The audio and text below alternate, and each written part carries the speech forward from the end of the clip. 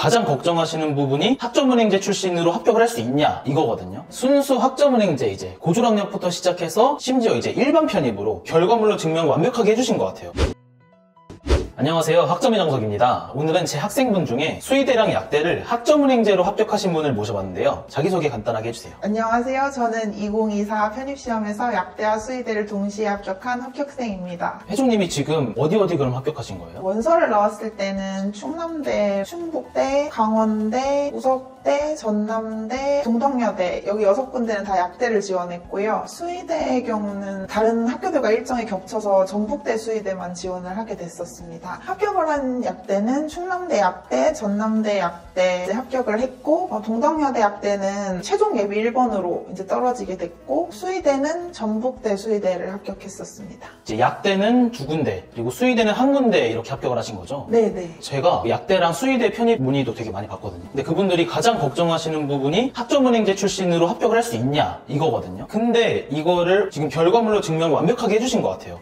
저희 팀에서도 합격생분들이 되게 많이 계셨는데 심지어 이제 일반 편입으로 학점은행제 이제 영학점부터 고졸학력으로 시작을 해가지고 지원하셔서 이렇게 결과물을 내신 분이 저는 지금 처음인 것 같거든요. 굉장히 저도 많이 놀랐어요 이번에. 그럼 어쩌다가 지금 편입을 준비하게 되신 거예요?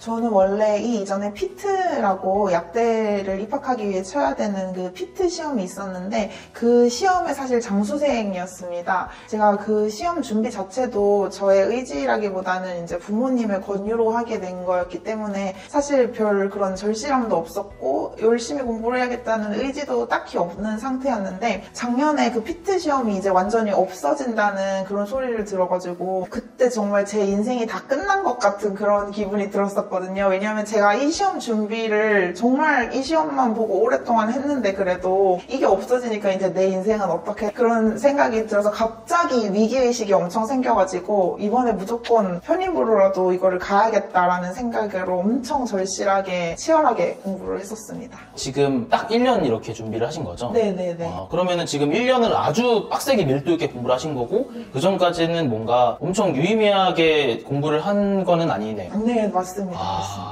그럼 지금 준비하기 전에 공부 베이스는 어느 정도 되신 거예요? 그러니까 제가 피트 시험을 준비를 하긴 했었는데 사실 정말 열심히 하진 않았어서 뭔가 다른 수험생들에 비해서 뭔가 제 실력이 더 우위에 있었다라고 말씀드리기는 좀 어려운 수준이었던 것 같습니다. 4년제 졸업을 하셨는데 이제 GPA 때문에 학점은행제로 영학점부터 이제 80학점 채워서 지원을 하신 거죠? 네네네. 저희 팀 학생분들 중에 수의대 약대 합격하신 분들을 보면은 혜정님처럼 영학점부터 80학점 채워서 하시는 분들보다는 이건 이제 고졸학력부터 시작을 하시는 거잖아요. 네. 근데 그런 분들보다는 대부분 이제 전적 대학을 인정을 받아서 딱 48학점 이렇게 적어서 학사 편입을 지원하시는 분 되게 많거든요. 네네네. 근데 사실 이렇게 영학점부터 시작해서 지원하는 게 가능하냐? 고졸학력부터 시작하는 거 아니냐? 이런 거에 대해서 되게 의문이 많았었어요. 근데 그거를 완벽하게 해소를 해주신 것 같아서 너무 신기했습니다, 진짜.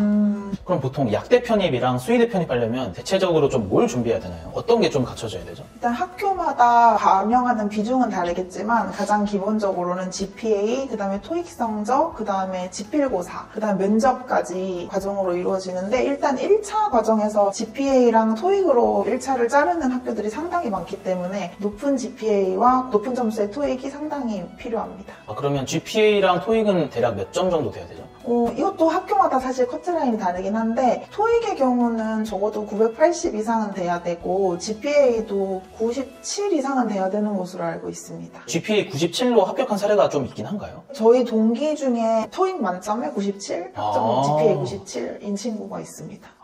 97도 합격 사례가 있는 건 저는 처음 알았네요. 근데 점점 치열해지고 있기 때문에 최대한 높을수록 유리한 것은 맞습니다. GPA를 대학교에서 97, 98, 99 이렇게 맞는 경우는 굉장히 드물 것 같아요. 네, 엄청 진짜 학점 관리를 열심히 한 친구들이. 그래서 사실 이게 대학교에서는 어렵다 보니까 학점은행제에서 좀 많이 하게 되는 거죠? 네, 맞습니다. 저도 대학교 때 학점이 좋지 않아가지고 그래서 제가 이제 1차에서 저는 강원대 약대를 떨어졌는데 강원대 약대가 학점 반영 그 기준이 전적대학교 성적과 학점은행제를 섞어서 1차에서 학점을 반영을 했기 때문에 제가 전적대 학점이 좋지 않아서 그 학점이 들어가게 되다 보니 강원대 약대는 1차 탈락을 했었습니다. 그러면은 순수 학점은행제 GPA만 보는 학교들만 이렇게 지원을 하신 거네요? 네, 맞습니다. 지금 지원하신 대학들도 보면은 다 직업국 쪽이더라고요. 네, 맞습니다. 정량평가로 진행을 하기 때문에 그쪽만 지원을 하신 거고요. 네. 자, 그러면 GPA 만점 가까이 되고 토익도 만점 가까이 되고 라는 전제 하에 대략적으로 편입 공부하는데 준비 기간을 얼마나 좀 잡으면 좋을까요? 그게 사실 시험 기간을 얼마나 오랫동안 시험을 준비했느냐는 사실 의미가 없는데요. 짧은 시간에 밀도 있게 모든 시험을 단기간에 끝내는 게 가장 중요합니다. 그래서 모든 시간을 다 수험 기간에 올인할 수 있는 그런 환경이 주어진다면 비전공자이든 전공자이든 다 1년 안에 무조건 끝내실 수 있을 거라 생각합니다. 보통 이제 합격생분들 사례를 보면은 최소 수의대든 약대든 2년 이상은 준비하는 경우가 훨씬 많거든요. 막 4년까지 준비하셔서 붙으신 분들도 계시고 한데 이렇게 진짜 1년 만에 엄청 빡세게 공부를 하셔서 붙으신 분은 굉장히 이제 드문 것 같아요. 근데 이게 누군가가 듣기에는 약간 비현실적이라고 생각을 할 수도 있을 것 같은데 이 부분에 대해서는 충분히 가능하다고 말씀을 하시는 거죠? 네, 이게 정말 이게 길게 한다고 절대로 유리한 건 절대 아니고요. 모든 시험이 다 그런 것 같습니다. 저도 피트 시험을 정말 길게 준비했었지만 제 절대적인 실력의 향상은 사실 작년 1년 동안 가장 많이 올랐었기 때문에 그냥 하루하루를 밀도 있게 치열하게 보내서 단기간에 끝내는 게 가장 중요한 것 같습니다. 단기간 동안 미친 듯이 밀도 네. 있게 하면 가능하다. 네, 맞습니다. 그럼 혜정님은 하루에 이제 투자한 공부 시간이나 어떤 뭐 공부 루틴, 비율 이런 거는 조금 어떻게 될까요? 아침에 일어나자마자 바로 이제 아침 먹고 바로 앉아서 공부하고 1시간 정도 이제 운동하러 가는 거 빼고는 먹고 자고 운동하는 시간 빼고는 다 공부를 했었습니다. 공부 시간 같은 경우는 제가 그렇게 스탑워치로 이렇게 측정하는 것 자체가 저한테는 그게 스트레스로 작용할 것 같아서 그렇게는 한 번도 해본 적이 없는데 그냥 매 시간을 허투루 보내는 시간 없이 전부 다 공부에 투자를 하려고 계속해서 노력을 했었습니다. 이제 학교권에 드시는 수험생분들은 아마 그 정도씩은 다 하실 겁니다, 공부를. 그러면은 1년 동안 그렇게 꾸준하게 하기가 굉장히 힘들잖아요. 근데 그 과정을 이겨내신 혜정님만의 비결 같은 게 있을까요? 저는 좀 장수생이라는 특이 케이스이기도 하고 또 갑자기 절실해진 케이스여서 이제 올해 합격을 무조건 해야겠다는 정말 절실함이 저한테는 너무나 크게 압박으로 작용을 했었기 때문에 제 스스로를 상당히 컨트롤하려고 노력을 많이 했었고요. 그리고 또 저 같은 경우는 매일매일 아침에 이제 일어나서 그때그때 기분에 따라서 공부하는 과목의 순서를 바꿔서 했었습니다. 그래서 어떤 날은 영어를 먼저 시작하기도 하고 어떤 날은 학점은행제를 이제 하기 위해서는 획득해야 되는 자격증 공부를 하기도 하고 이렇게 아침에 시작하는 과목은 다르게 하되 하루에 끝내야 되는 공부량은 무조건 채워서 하는 것을 목표로 해서 좀 유동적으로 스케줄을 바꿔서 공부를 했었습니다. 시작만 다르게 하고. 그럼 보통 이제 수의대랑 약대 편입 경쟁률은 어느 정도 되나요? 제가 알기로는 편입 시험은 뽑는 인원이 상당히 적기 때문에 다 100대 1이 넘는 것으로 알고 있습니다. 저희 학교의 경우도 작년에 6명 뽑는데 700명이 넘는 분들이 지원을 하셔서 100대 1이 넘었던 것으로 알고 있습니다. 경쟁이 진짜 치열하네요. 네, 맞습니다. 기본적으로 100대 1은 무조건 넘어가는 느낌이에요. 네, 맞습니다. 혜정님이 느끼셨던 그 시험장의 어떤 분위기나 아니면 학교별로 그런 시험의 특징, 뭐 난이도 이런 차이들이 좀 있을까요? 일단 작년에 약대 편입은 처음 뽑는 거였기 때문에 제가 시험 치르기 전에 궁금한 사항들을 물어볼 것이 없어서 입학처나 아니면은 시험 보러 갔을 때 감독관님들께 여쭤보기도 했었는데 처음 시행하는 시험이라서 그런지 좀 약간 우왕좌왕한 듯한 느낌? 거기 입학처나 감독관님께서도 제대로 정립이 되지 않으셔서 잘 모르시는 듯한 그런 느낌을 좀 받긴 했었습니다. 근데 그래도 분위기는 항상 좀 교수님들도 그렇고 시험 감독관님들도 되게 분위기를 편안하게 만들어주시려고 많이 노력하시는 게 보였었고 실제로 긴장이 면접 볼 때 많이 풀리기도 했었습니다. 의외로 그런 게 또 도움이 되셨네요. 네네네. 충북대 약대는 생각보다 문제가 너무 쉬워서 너무 쉬웠던 게 오히려 저한테는 도구로 작용을 해서 충북대는 거의 탈락을 바로 하는 수준의 번호를 받아서 탈락을 하게 됐고 우석대 약대는 또 문제가 또 너무 어려워가지고 제가 처음 보는 내용들도 너무 많아서 이건 거의 찍기 수준의 문제가 아니었나 싶을 정도로 제가 못 풀었던 처음 본 문제들이 너무 많아서 그래서 우석대 대학교도 탈락을 하게 됐습니다. 이게 학교마다 진짜 유형도 다 다르고 그 시험이 나오는 그 범위도 다 다르고 진짜 학교마다 겹치는 부분이 거의 없을 정도로 다 다르게 나온 게 되게 인상적이긴 했었는데, 근데 그럼에도 불구하고 이제 수험생으로서 사실 할 수 있는 거는 기본적으로 본인의 그 지필고사에 나오는 생물이나 화학, 유기화학의 실력을 일단 높여놓는 게 가장 우선순위라고 생각을 합니다. 그리고 그 다음에 이제 그 각 학교별로 본인이 지원하고자 하는 곳에 맞춰서 또 체계적으로 유형을 익혀나가는 것은 그 다음 순위라고 생각을 해서, 일단 그 두 개가 다 필요한 과정이긴 하나 본인의 기본적인 실력을 먼저 높이는 게 가장 중요하다고 생각합니다. 그 과목들의 내 절대적인 실력부터 높이는 게 우선이다. 네네네. 자, 근데 학점은행제 출신으로 지원을 하신 거잖아요. 네. 이 부분에 있어서 뭔가 좀 불안감이나 좀 불편한 부분이 좀 있었는지. 그 학점은행제로 지원을 할 때 그 학교마다 전형이 다른데 그 선수 과목을 요구하시는 학교들이 있었어요. 예를 들어서 뭐 생물이나 화학, 미적과 같은 그 과목들을 선수 과목으로 무조건 이수를 한 학생만 지원이 가능한 학교들도 있어서, 저는 학점은행제를 경영학으로 진행을 했었기 때문에 그런 학교들은 아예 원서를 내지 못했었고요. 그래서 이수학점을 보지 않는 학교들만 지원을 했어야 했다는 게 어떻게 보면은 한계 아닌 한계이지 않았을까라고 생각을 하고, 그리고 이제 편입을 하고 나서도 편입생들은 선수 과목으로 그 이전에 들은 과목들을 이제 인정을 받는 과정을 거치는데, 저는 경영학을 했었기 때문에 약대에 들어와서 이제 1, 2학년들이 듣는 과목들에는 겹치는 과목이 아예 없어서 저는 거의 다른 친구들보다 그러니까 더 오래 약대를 다녀야 된다는 그런 점이 좀 있긴 합니다. 그럼 이제 학점은행제로 지원하는 거에 있어서는 정량 평가를 하는 대학들만 지원을 할 수 있다는 게 조금 한계점이 되겠네요. 네. 선수 과목은 이제 약대 편입에만 해당이 되는 거죠? 아, 그렇습니다. 네. 수의대에는 없었던 것으로 기억합니다. 그쵸. 네. 자, 근데 또 한 가지 이제 가장 걱정하시는 부분이 뭐냐면, 아무리 정량평가 대학이고 블라인드로 평가를 한다고 해도 결국에는 학점은행제로 지원을 하면 이제 어쨌든 경영학으로 대부분 하기 때문에 전공의 계열이 완전히 다른데 이게 합격이 가능하냐, 이런 거랑 이제 면접 볼 때 교수님이 학점은행제 출신 뭐 아니면 뭐 경영학 이런 거에 대해서 질문을 하시지 않냐, 이런 거거든요. 이런 거는 혜정님은 어떻게 하셨나요 그때? 제가 면접을 봤을 때는 그런 질문을 하진 않으셨고, 저희 학교 같은 경우도 블라인드였기 때문에 교수님들이 아실 수 있는 건 전공이랑 GPA 성적, 토익 성적 이렇게 딱 세 가지만 아시는 걸로 알고 있습니다. 그러니까 블라인드 면접은 어느 학교를 나왔는지도 얘기를 하면 안 되고 어느 회사를 다녔는지 이런 특정 기관명을 언급하는 것 자체를 상당히 금기시하고 있는데요. 그래서 제가 전공이 경영학이라는 것만 아시지 뭐 학점은행제 출신이다라는 거는 아시지 못하셔서, 그거는 입학하고 난 다음에 이제 교수님들도 다 아시게 된 내용이라서 입학하기 전에는 그냥 경영학을 전공했다 정도로만 아시고 뭐라고 거기 관련된 질문을 하시진 않으셨습니다. 합격하는데 이게 걸림돌이 되거나 그러진 않겠네요. 네, 맞습니다. 네. 이게 사실 굉장히 사람들이 많이 이제 걱정을 하시는 건데 이걸 확실하게 해소를 해주신 것 같아요. 자, 그럼 이제 학점은행제를 이용하신 게 성적 세탁, 그러니까 GPA 99 이상을 만들려고 이제 시작을 하신 거잖아요. 네. 근데 그 부분에 있어서 조금 어려운 점은 없으셨나요?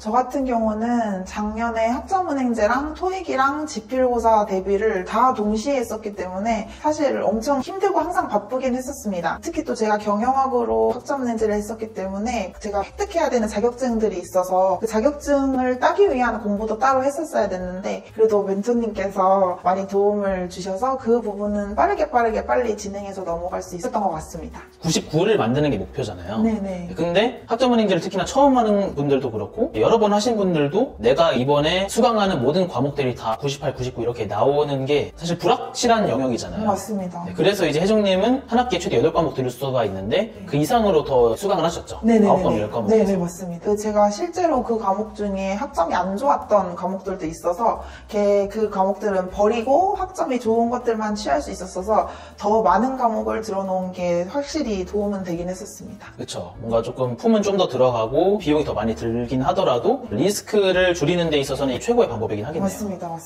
그럼 지금 학교를 다니고 계시잖아요. 네. 학교 생활은 좀 어떠세요? 사실 학교 생활은 상당히 만족스럽습니다. 제가 생각보다 약대 수업도 되게 흥미롭고 또 너무 재미가 있고, 또 교수님들께서 항상 약대생으로서 좀 자긍심도 심어주시고 뭐 앞으로 나아가야 될 미래에 대해서 많은 자극도 해주셔서 정말 약대 생활은 만족스럽고, 그리고 무엇보다 약대생으로서 방학을 보내는 게 너무 여유롭고 또 마음의 안정감도 가질 수 있어서 최고인 것 같습니다. 사실 제가 너무 시험을 오래 준비했어서 그런지 감정이 없어져서 그런지 사실 합격했을 때 그렇게 막 많이 기쁘거나 행복하거나 이런 감정은 전혀 없었거든요. 네, 근데 저는 오히려 약대를 다니면서 이제 조금씩 그런 게 차오르는 중입니다, 지금. 네. 그리고 교수님들께서 선배로서 계속 후배들을 위해서 이제 좋은 말씀도 많이 해주시고, 그리고 전공 수업도 들으면서 이제 내가 이런 것 과정들을 해냄으로써 내가 그래도 이 사회에 어느 정도 기여를 할 수 있는 사람이 되겠다라는 그런 본인 스스로의 어느 정도 자긍심도 올라가고, 그럼으로써 이제 약대를 다님으로써 조금씩 제가 만족도가 지금 올라가는 중입니다. 그럼 이제 편입생이시잖아요. 네네. 일반 신입학한 학생들이랑 뭔가 느껴지는 차별이나 이런 건 없나요, 따로? 이런 거를 걱정하시는 분들도 간혹 계시더라고요. 편입생으로서 차이라고 하면 그 이전에 피트 세대는 다 모든 그 학번 학생들이 다 같은 과정을 진행을 하기 때문에 약간 단합이나 단결이 어쩌면 더 잘 될 수도 있었던 것 같은데, 저는 지금 수능으로 입학한 세대랑 같이 학교를 다니고 있기 때문에 사실 지금 22살 친구들이랑 같이 학교를 다니고 있거든요. 그래서 나이 차이도 좀 많이 나기는 하지만 그 친구들이 정말 너무나 잘 이제 저희를 맞아주고, 편입생들도 차별 없이 그냥 언니 오빠 막 이러면서 잘 따라주고.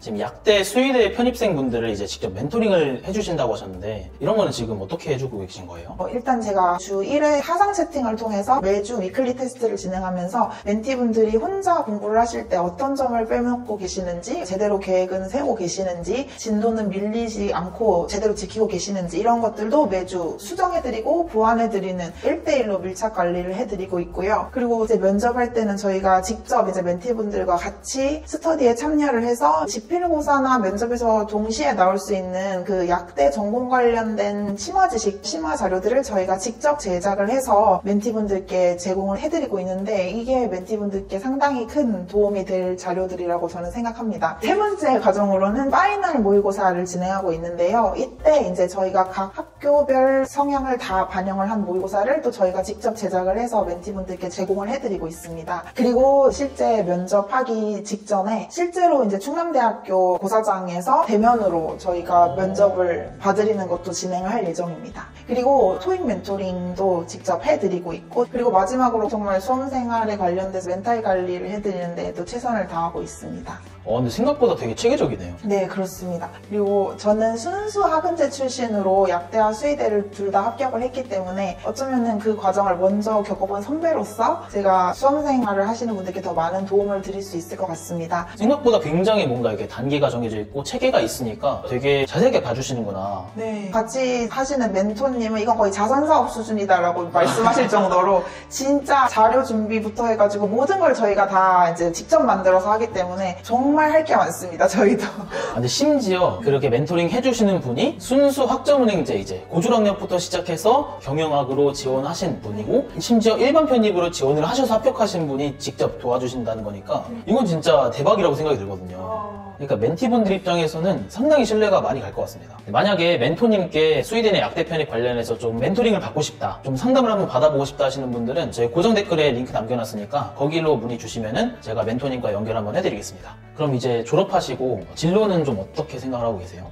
제가 약대 수업을 들으면서 생각보다 상당히 흥미롭고 재밌게 생각한다는 걸 저도 알게 돼서, 그래서 사실 가장 1순위는 저는 제약회사를 가는 게 목표이긴 하나 대학원을 가는 것도 생각은 하고 있습니다. 자, 그럼 마지막으로 지금 약대나 수의대 편중생분들한테 하고 싶은 말이 있다면 한마디 해주시겠어요? 사실 여러분들이 어떤 환경에 놓여 계시건 수험생활을 하는 것 자체가 아주 힘든 과정이라고 생각합니다. 저도 그 수험생활을 사실 너무 오랫동안 겪어봤기 때문에 그 과정으로 제가 얻은 것도 있지만 잃은 것도 분명히 있었습니다. 지금도 사실은 왜 그렇게 제대로 한번 할 때 하지 않고 오랜 시간을 그냥 시간을 낭비만 하는 식으로 제 인생을 허비를 했을까라는 후회도 사실은 있긴 한데요. 그래서 지금 시험을 준비하시는 분들은 저 같은 그런 실수를 하지 마시고 빠른 기간 내에 밀도 있게 공부를 하셔서 빨리 수험생활을 탈출하셨으면 하는 바람이 있습니다. 그리고 사실은 지금 수험생활 하시는 게 너무 많이 힘드시겠지만 합격하고 나니까 저도 합격을 하고 나서 제 이전에 힘들었던 시간들을 보상받는다는 그런 느낌을 많이 요즘 받고 있기 때문에 지금의 힘듦에 좌절하지 마시고 미래의 밝음을 생각하시면서 하루하루를 밀도 있게 최선을 다해서 수험생활을 보내는데 임하시기를 바랍니다.